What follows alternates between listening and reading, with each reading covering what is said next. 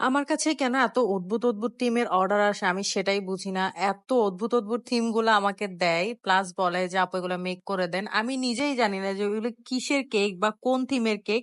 এরকম আমি বেকিং লাইফে অনেক, অনেক জিনিস হচ্ছে আমি বেকিং লাইফে আসার পর থেকে জানছি যে এটা হচ্ছে এই থিমের বা এটা।